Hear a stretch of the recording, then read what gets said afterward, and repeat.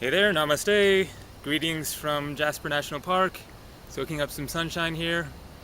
So this video is titled Kundalini Love Bliss Activation, Connecting with Will. And the will is the emotional feeling body. Perhaps there are other terms that people might use, but it's the term that I'm familiar with. No big surprise, in our world then the feminine and women has been denied to a great extent, and corresponding with that has been the denial of the emotional body of emotions and of feelings. And really the most important aspect of spiritual healing that needs to occur on the planet is that of connecting deeper with the emotions and with the emotional body and bringing feeling more into existence, more into being, more into our selves and our consciousness. The act of love, or the feeling of love, is a feeling. Love is not just a thought. It's not just about positive thoughts. It's about genuinely having a feeling, deep feeling of love. And you can't feel one thing without feeling other things. You can't separate things out and say, I'm going to feel all the good feelings and screw all the bad feelings, because it's all an expression of your emotional feeling body.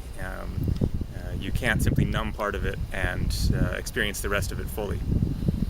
So connecting with Kundalini energy is simultaneously about connecting with the emotions, with the feelings, with the feminine, because Kundalini energy is the ultimate expression of the goddess energy. And all of this is lower chakra energy. Spiritual awakening is often associated with the upper chakras, that it's about creative visualization, obtaining the right belief systems, altering your perspective, expressing your voice, seeing with the third eye. But oneness means incorporating all of oneself into oneself. And the lower chakras are a very important, vital aspect of being. There's feelings, there's creativity, there's sexuality, there's passion, there's intuition, creative artistic expression, and just your base primal desire and passion to be. That is the root chakra expression. It's just that red energy, that just primal energy of being. And that is where Kundalini energy originates from. So connecting with the Kundalini energy and the lower chakras energy is a exercise in connecting with the emotional body and with the lower self. And too often people talk about the lower self as being inferior to the higher self. That is not the case. That is dualism. That is separating yourself out. What is needed is unification of the lower and the upper self, finding balance with the lower self, connecting with those deep-rooted, primal, passionate energies, spontaneity, spontaneous expression, and aligning with them, finding balance with them, with the upper chakras, so that you are in alignment with yourself. And when you are in alignment with yourself, then you are in alignment with God and with divinity. There is no conflict between personal will, individual will, and divine will. It's not that there's something wrong with our individual will and we need to forsake and separate from our individual will and desires in order to come to God. That is the old religious paradigm that has been in existence for who knows how long. And it is what perpetuates duality and separation and lack of love, because love is a feeling in the lower self.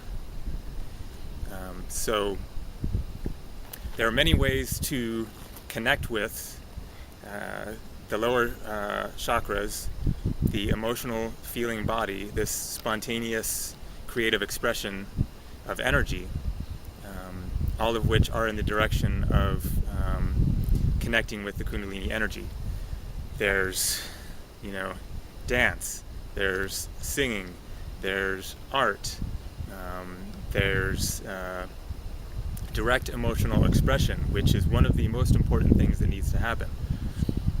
More than 20 years ago now, then I attended a inner child workshop in Juneau, Alaska, where I was going to university at the time, and I experienced the profound personal power that could come about from releasing and expressing one's anger. And it's not about being angry, about harnessing the power of anger. It is about moving past emotions that are stuck within you, out of you, so that you can regain access to that part of you that was denied, that caused the initial anger. Anger is not bad. Anger is not wrong. Anger is simply an energy. Anger is the expression of the soul in response to being repressed. So it is a perfectly normal, natural, healthy response to somebody doing something to you that is disrespectful, harmful, that tries to beat you down or make you less than, of your soul being compressed. And so the response is to push back outwards in order to claim your personal space. So anger is not evil, it is not wrong, it is not against God. It is simply an energy of expression of our emotional being. And there's so much backlog of denied emotion, of denied anger in particular, that it has gotten stuck in our emotional body, and it has deadened our ability to feel across the board, to feel everything, because we have all this dead energy stuck within us that is no longer moving, and as a result then we are less than whole, we are less than our full selves, because part of us has been denied and compressed and shut down. So one of the most effective and powerful ways to regain access to the emotional body and to jumpstart the ability to feel is to connect with anger and express that anger, release it back to the universe, and as a result come back into being your full self. So after I experienced this inner child workshop, then and I'll also say that there was a little bit of support in my family, a little bit I will say, because my family had its fair share of imbalances. But when I was a kid, when I was like 5-6 years old, then we had a punching bag in the garage of our house, and we were encouraged, my brother and I, if we were ever pissed off about something, head for the garage and start beating away on that punching bag, and get it out. And later, when I was before I'd done this inner child workshop, I was working in Denali Park, Alaska. This was the summer before I moved down to Juneau and went to school there. And there was a punching bag at the place where I worked that I'm not even sure why it was there, but I must have remembered this exercise when I was a kid. And so I would go to this punching bag when I was pissed off and beat the hell out of it, and let that anger out. So it just occurred to me, I had actually forgotten about the punching bag experiences, because this was before that inner child workshop. So then I went to this inner child workshop, and that reaffirmed the process of releasing anger. A couple years later, I was living in Eugene, Oregon, and I found this place where I would go hiking out in this arboretum, nice natural area, kind of like this here. And I came across this abandoned barn out in the middle of this meadow that didn't seem to be used for anything. And I started taking advantage of this barn as a place to release anger as well. And I would just have these, yelling fits of just, screaming into the air and just letting it out. And I can tell you from personal experience that this does not perpetuate an addiction to anger and to being angry. I went through a phase of a couple of years there where I was really tapping into, a lot of denied stuff there and letting it out. And in the course of doing that, then I released it from my system. I'm not at all going to say that I'm never angry, but it's more about the present moment than about past experiences in my childhood, because I cleared my emotional body. So connecting with the lower chakras and with the Kundalini Love Bliss that I am alluding to in the title is a part of the important, most important healing process of connecting with will, of getting your emotional energy flowing, of honoring your emotional response to life and to the world and to your experiences, and letting that energy move. An important thing to understand is that emotions are an expression of the emotional body.